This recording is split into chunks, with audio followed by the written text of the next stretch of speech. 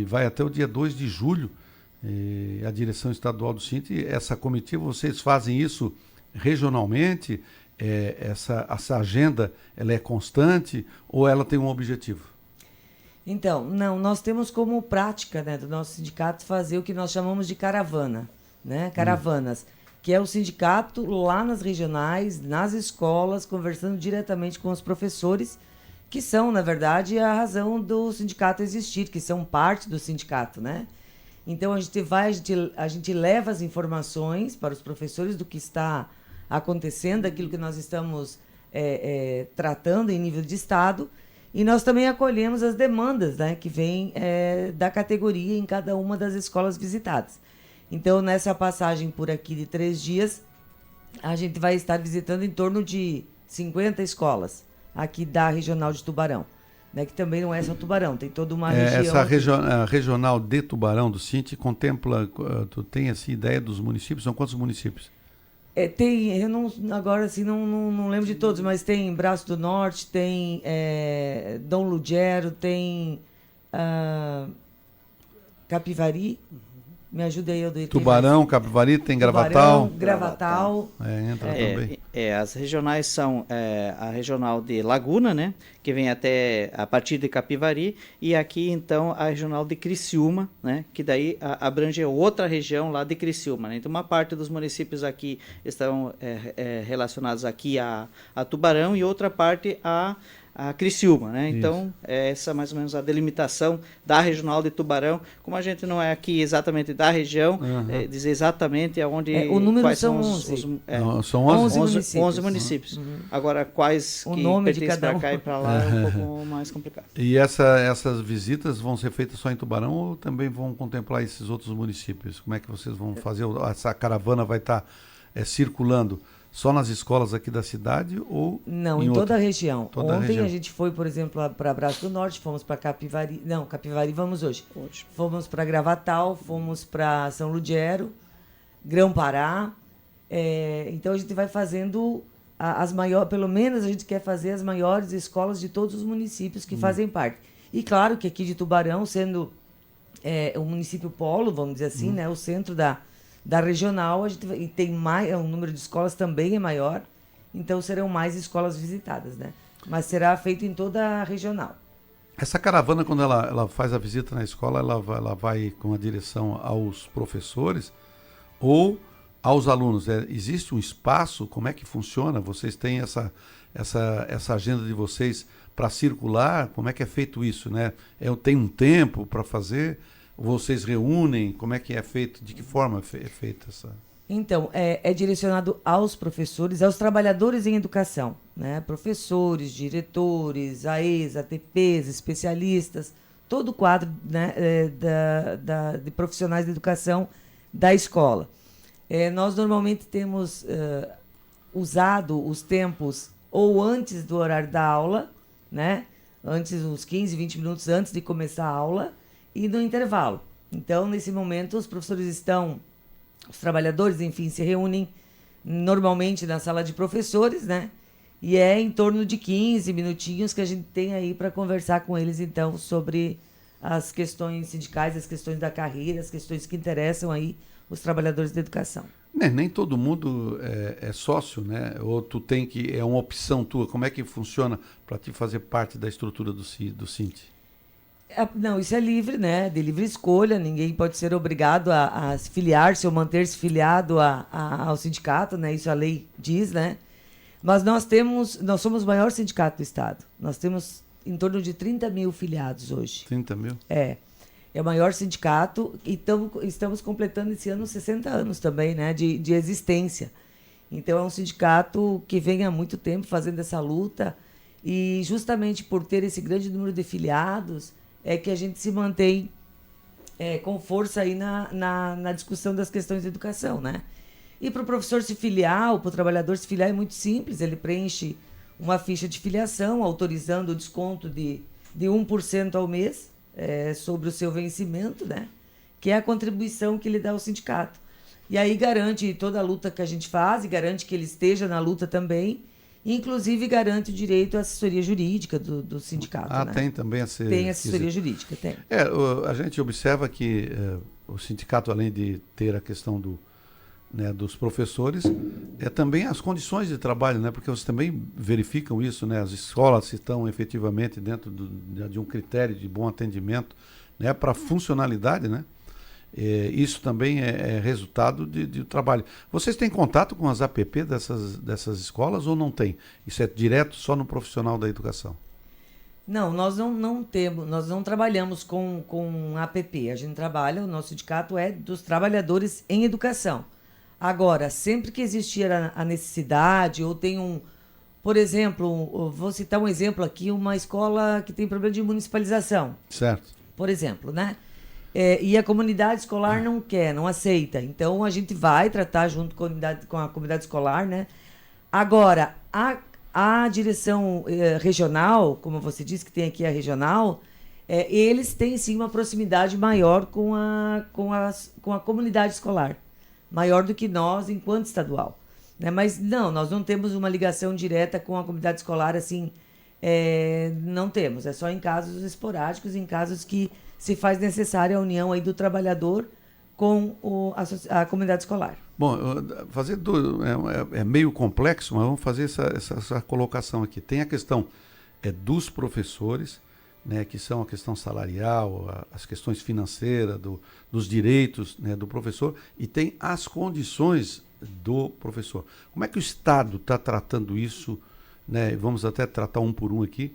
O que é que o Estado tem feito, né, de forma positiva ou está acontecendo de forma negativa com relação à questão da educação no Estado de Santa Catarina, com relação ao professor e à estrutura das condições do uso do professor?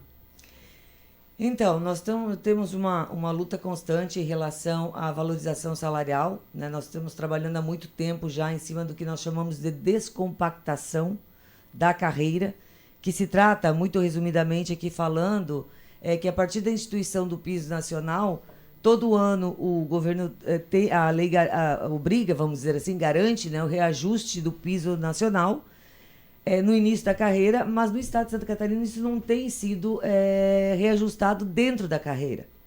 Então, o que tem acontecido? O professor que começa a carreira hoje, ele tem o reajuste anual garantido. Agora, o professor que está na carreira já há alguns anos, ele não tem esse mesmo reajuste. Então, o que acontece com isso? Acaba compactando, acaba cada vez aproximando mais o profissional que já está há muitos anos na carreira com aquele que está começando. E aí que a gente trata da valorização por tempo de serviço, né? Por aperfeiçoamento, por mestrado, doutorado, enfim. Então, essa busca, essa luta, a gente vem travando, vamos dizer assim, desde a instituição da Lei do Piso, desde 2011. Então, foram governos, né? E agora, esse ano, então, a gente conseguiu um início muito tímido ainda, muito pequeno de descompactação, mas foi um grande passo, a gente entende que é um grande passo da categoria.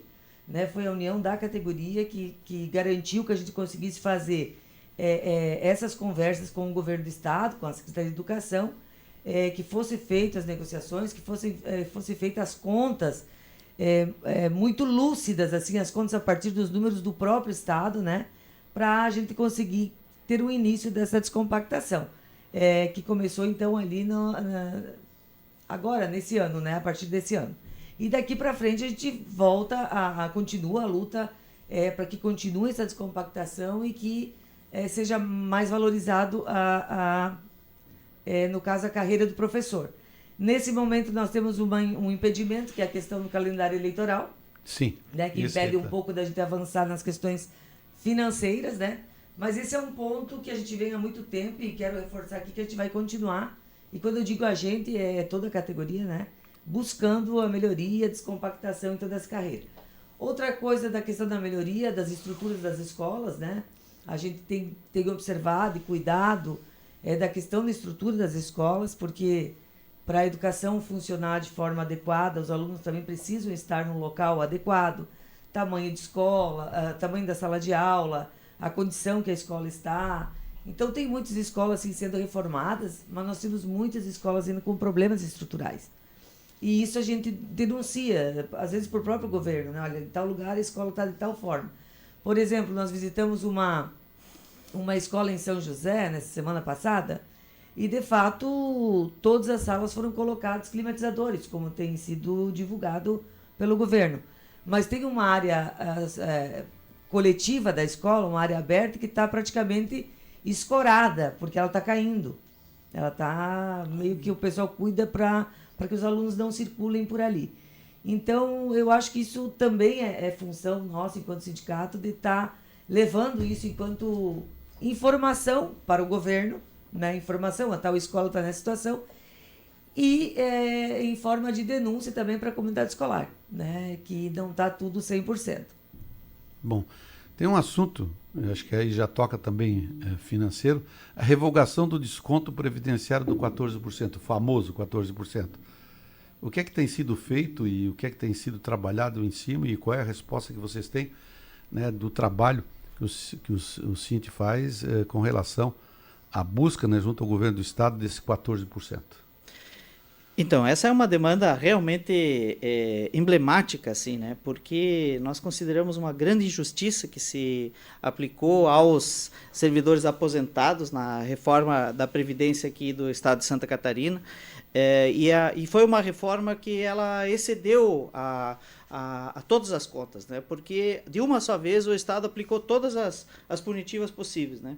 Você, inclusive aqui, daí voltou a uma contribuição maior aos servidores aposentados. O que é que nós conseguimos até aqui, né? Nós conseguimos, através de muita batalha, muita luta, nós fizemos um projeto de lei de iniciativa popular que nós colhemos quase 100 mil assinaturas. 100 mil catarinenses disseram que essa lei é injusta, né?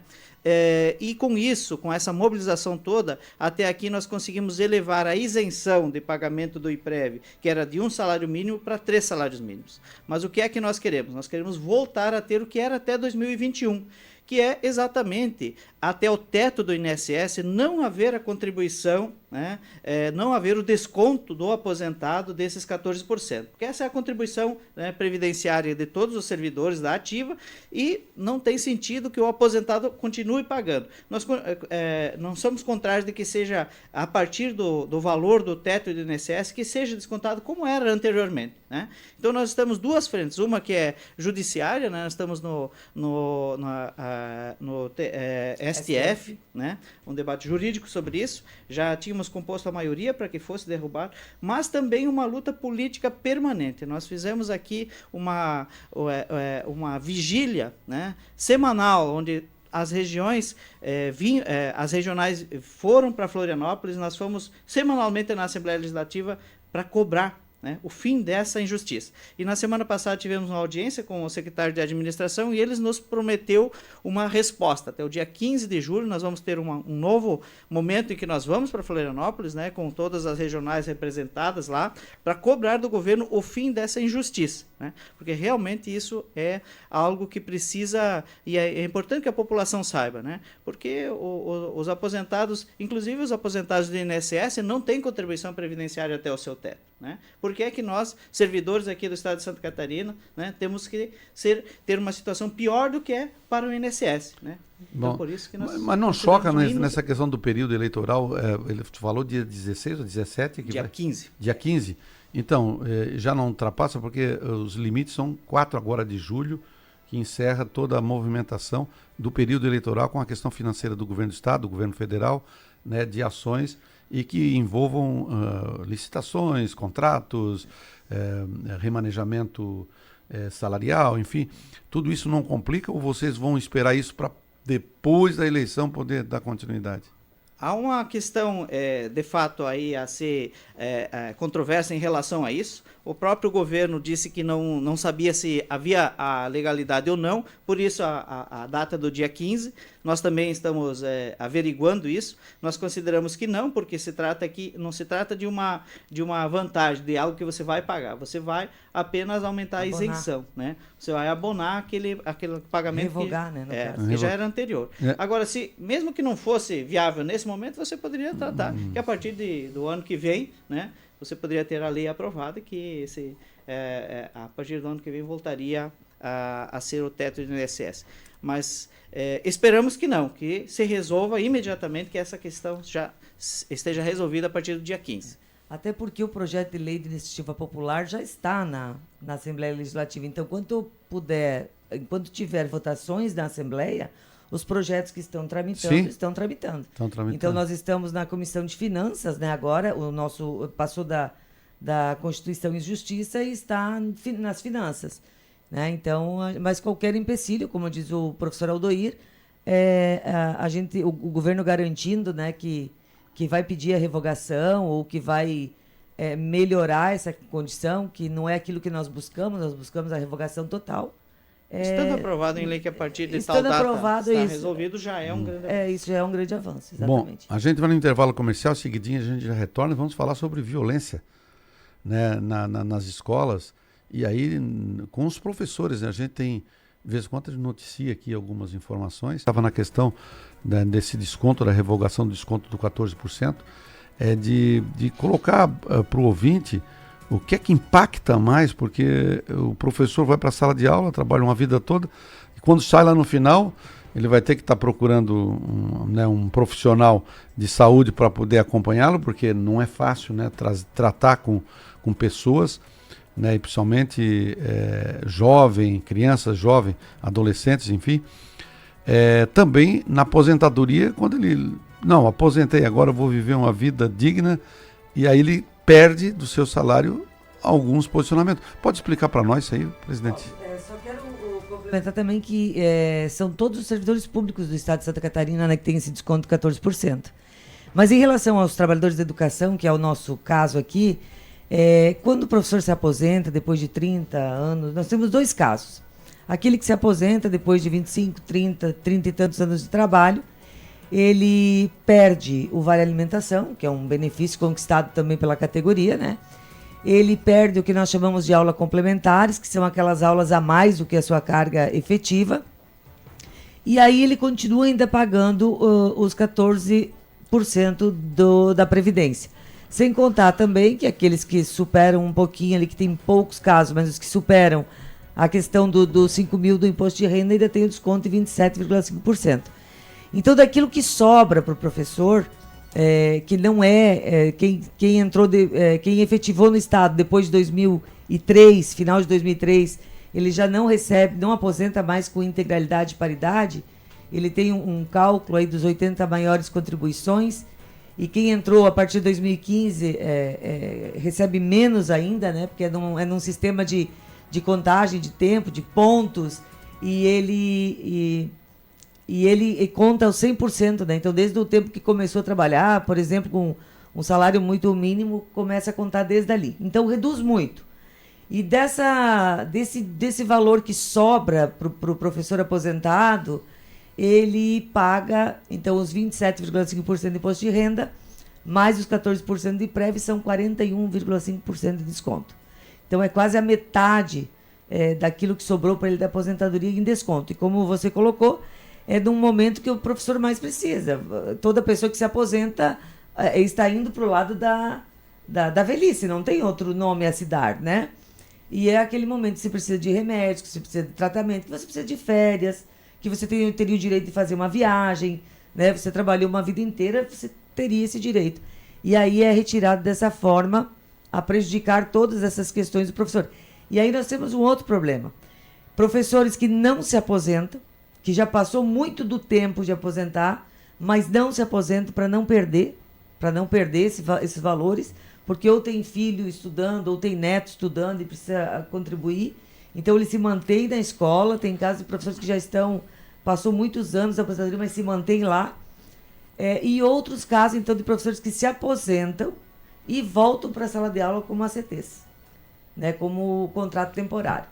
Então, você imagine que depois de 30 anos trabalhando em sala de aula, você se aposentar e ter que voltar, ou ter que se manter para você conseguir sobreviver, é uma situação bem degradante, né? Imagina. É uma situação bem complicada, né? Nesse caso, o Cinti também acompanha essa questão dos ACT, as contratações provisórias que são feitas pelo Estado, porque tem números e tu tem que estar apontando o concurso, né, para efetivamente estar cumprindo. E o Estado está dentro desse limite, ou ele extrapola o limite e vocês estão, né, em cima cobrando?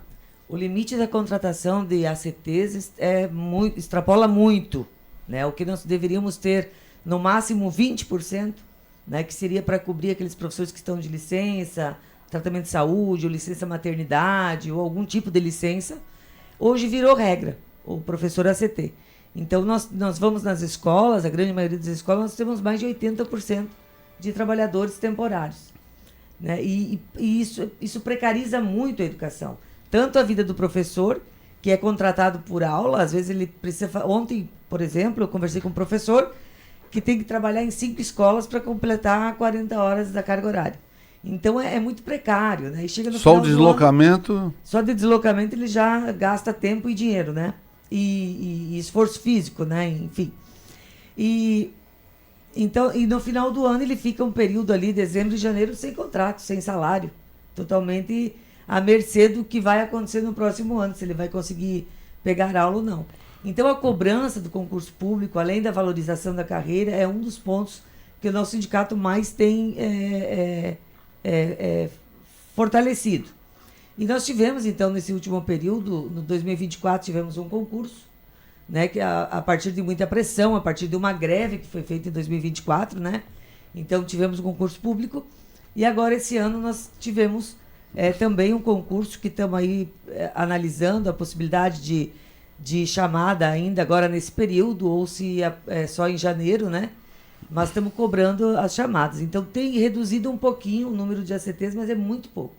Santa Catarina tem que fazer muito concurso e tem que chamar muito trabalhador ainda para efetivação, para poder chegar próximo da meta do Plano Nacional de Educação.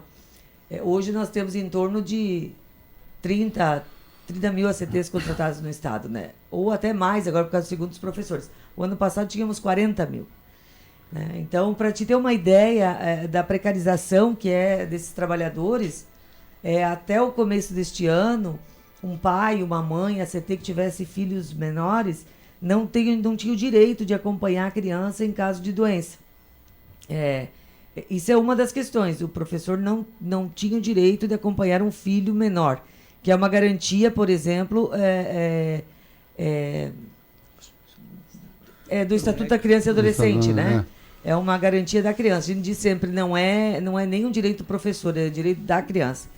E aí nós conseguimos também, a partir de uma audiência pública, junto com a Comissão de Educação da LESC, em 2022 a gente tem um projeto, né, que foi assinado pela presidente da Comissão de Educação, e desde 2022 tramitando, pedindo algumas alterações da questão dos ACTs, mas principalmente essa da questão do direito de acompanhar filho doente. E aí a gente conseguiu aprovar só no ano passado.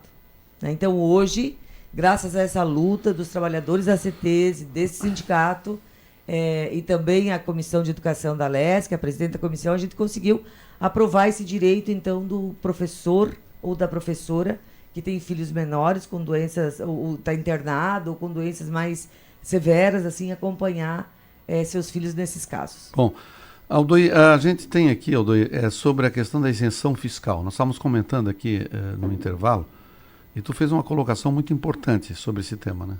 Sim. Essa é uma questão que, infelizmente, a população de Santa Catarina não tem essa informação, né? Do que significa a política de renúncia fiscal que o Estado de Santa Catarina tem aplicado. Essa renúncia fiscal ela está escalando, a cada ano ela aumenta, né? Desde o governo Moisés, que nós temos vivenciando essa escalada, né? E no ano de 2025 nós chegamos a 24 bilhões de renúncia fiscal. O que é a renúncia fiscal? Né? O governo do estado ele teria uma arrecadação garantida, mas ele dá isenção para determinados setores.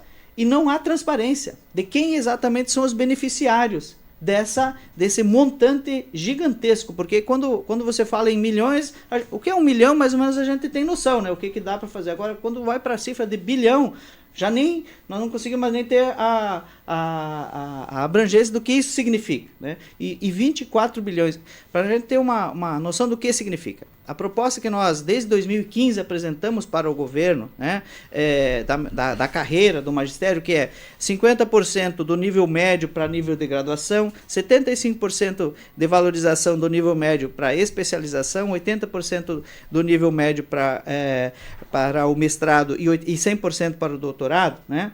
E que do início de cada uma dessas formações até o final, 50% a mais, eu entrei com um mestrado, né? Eu estou entrando hoje, quem está lá no final da carreira tenha 50% mais do que eu tenho, que é exatamente a valorização, né? Isso tudo, né?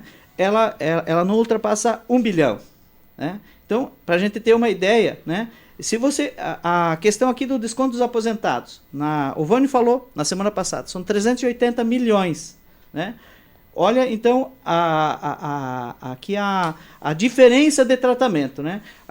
Aqui para o grande empresariado de Santa Catarina, que nós não sabemos nem exatamente quais são, mas é menos de 0,5% das empresas, segundo o levantamento, né? Tem esse dado, que agora, para 2026, a LOA indica que vai chegar a 31 bilhões. E nós falamos, Vânio, se o problema é a questão fiscal, porque ele disse que tem problema de recursos para atender a categoria, olha, não precisa nem acabar com as isenções. Ao invés de dar 31 bilhões, de 30 bilhões de isenção, você já resolve tanto o caso dos aposentados quanto da carreira do magistério, né? Isso é uma coisa realmente dado importante, né? E que a população de Santa Catarina não tem nem essa informação, porque isso não é discutido. Bom, é um assunto que isso aí gera uma boa discussão, né? E o acompanhamento, o Cinti também acompanha isso muito perto, o importante é que vocês também apresentam os números e as propostas para poder viabilizar de onde saem esses recursos, né? Que é importante. E por último, a gente vai estar tratando aqui sobre a violência nas escolas. O Cinti recebe muita reclamação, o professor direciona as regionais de educação, como é que é feito isso? Vocês têm um acompanhamento, né, e os números dessa questão das violências aí na escola com os professores? Nós recebemos muita denúncia, assim, muito pedido de ajuda, vamos dizer assim, né, dos trabalhadores de educação que sofrem violência nas escolas. Às vezes a violência é psicológica, né, às vezes a violência chega a ser física, né? Então a gente tem um trabalho realizado, ou estamos realizando, contra a violência, todo tipo de violência, né, nas escolas. E esse trabalho vem sendo feito como? A gente recebe a denúncia, a gente faz a acolhida do professor, a gente dá a orientação, a gente não tem como resolver, a gente tem que encaminhar, porque a responsabilidade da segurança do trabalhador dentro das escolas é do governo do estado. E dos alunos também, né, a responsabilidade da segurança é deles, é do governo, nós não podemos assumir uma responsabilidade que não é nossa. Mas a gente dá esse acompanhamento, dá essa atenção, dá assessoria jurídica, nem sempre a gente consegue entrar com uma ação jurídica, né, dependendo do caso, mas a gente consegue dar orientações. Então, o nosso trabalho tem sido feito de alerta, de conversas. Nós temos, inclusive, um seminário agora que vai acontecer em agosto, né, do dia 20 de agosto, o seminário contra a violência nas escolas. Então, a gente está tratando isso de forma pedagógica, né, de forma de educação mesmo, né, tratando desse acolhimento. Mas a gente tem tido denúncia. Então, aí demonstra também como a valorização do trabalhador em educação está precária, né?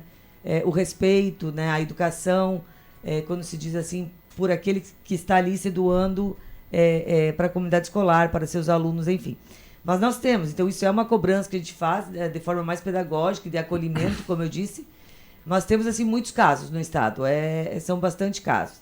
E junto a isso também a gente já trabalha outras formas de violência, né? Que é a questão, até o Aldir pode falar um pouco mais depois dessa questão dos professores, mas a gente também traz junto com isso a questão de outras violências, principalmente a violência contra a mulher, porque nós dentro da educação somos mais de 80% mulheres, os profissionais de educação. E nós temos visto no estado de Santa Catarina o crescimento da violência contra mulheres é absurdo, né? Então, inclusive o crescimento do feminicídio, né? Aí eu costumo ligar isso a uma lei que foi aprovada, que já caiu, graças a Deus, né? Mas que foi aprovada no nosso estado, que a gente não pode discutir a questão de gênero nas escolas, que tem que ter a permissão dos pais. Aí eu trago sempre a seguinte reflexão: se a violência contra a criança e contra a mulher acontece normalmente dentro da família, dentro do espaço do ambiente familiar, né? Onde é que nós vamos tratar dessa questão do respeito, né, e da não violência se não é dentro da escola? Né? Quando nós tratamos de gênero, nós estamos tratando, por exemplo, da questão da violência contra a mulher, da questão do feminicídio, da questão do respeito ao idoso, da questão do respeito às diversidades, né? Então, tudo isso a gente trata dentro do grande bloco da violência. Mas essa questão em relação aos professores especificamente é um pouco aquilo que eu falei. A gente recebe as denúncias, faz o acolhimento, dá a orientação e o encaminhamento que a gente pode dar, mas a gente cobra principalmente essa segurança do governo do Estado. Bom. Aldoir, a gente deixa aí os microfones da Rádio Litoral à sua disposição para as considerações finais. Então, a educação é um espaço que ela precisa levar em consideração os aspectos humanos, né? O desenvolvimento de aspectos humanos fundamentais, né? Como a empatia, como o relacionamento social, né? Aprender a se relacionar socialmente, isso faz parte da educação. Né? Não são só os conteúdos que se aprendem na escola. Na escola a gente aprende a ser cidadão. Né? A gente aprende a olhar para os problemas sociais, avaliar eles, ter condições de entender as origens, quais são as causas dos problemas, tanto sociais, né, quanto pessoais que existem na nossa sociedade. Né? E ele precisa ser um espaço de paz, ele precisa ser um espaço de harmonia, ele precisa ser um espaço onde os profissionais da educação sejam considerados como tal. Né? E isso às vezes nós estamos tendo problemas, né, por conta dessa situação de violência. A violência também acontece de forma velada ao trabalhador da educação. Né? Muitas vezes ele é encarado como se ele não fosse um profissional, que ele é. Ele se prepara para estar na escola. A escola ela é um espaço pedagógico, é um espaço de pessoas que são profissionais, que se prepararam, que tem uma estrutura toda montada aí, e a comunidade escolar é um apoio. Né? Nós precisamos trabalhar em conjunto. Então a gente convida também aos pais, né, a estarem buscando compreender o que é a escola, se envolver e ajudar. Né? Não olhar apenas como aqueles que estão lá se opondo à sua posição, né? E sim aqueles que podem contribuir para a formação dos seus filhos, e que a comunidade é muito importante nesse sentido. Bom, da mesma forma, deixamos aí Elivane, que ela que é presidente do Sindicato dos Trabalhadores da Educação, SINT, de Santa Catarina, também para suas considerações finais. Então, muito rapidamente, só para a gente concluir esse tema, né? Eu quero dizer que nós temos, inclusive, representantes do povo, né, na Câmara dos Deputados, que têm atacado muito fortemente os professores. Né, principalmente aqui no Estado, né, deputados que atacam o professor, que dizem que o professor não tem como é que é a questão ideológica, partidária, enfim, né, os ataques assim muito baixos, muito baratos assim. E aí eu gostaria só de chamar a atenção à população que esse ano é ano de eleição, né? E sem educação a gente não avança em nada. Então pensem, né? Pensem, reflitam, cada um tem o direito de escolha e a gente respeita muito o direito de cada um. Trabalhamos muito para que a democracia continue no nosso país, né? Mas pensem, analisem, né? Porque é a gente que escolhe os nossos representantes e a gente precisa ter muita clareza na hora de escolhê-los. No mais, eu quero agradecer à Rádio Litoral, a você, Tancredo, e a todos os ouvintes por esse espaço. E a gente se coloca à disposição sempre que precisar, ou sempre que tiver alguma dúvida, a gente está à disposição para esclarecer. Muito obrigada e um ótimo dia a todos. Bom, nós que agradecemos a participação de vocês aqui, falamos com a Elivane, ela que é presidente do Sindicato dos Trabalhadores da Educação do SINT Santa Catarina, e o Aldoir, que é secretário de Finanças do sindicato, acompanhado pela jornalista Carol, né, que deu aí a cobertura também da participação deles aqui no programa Jornal Litoral. Nós estamos chegando ao final do jornal, agradecendo sempre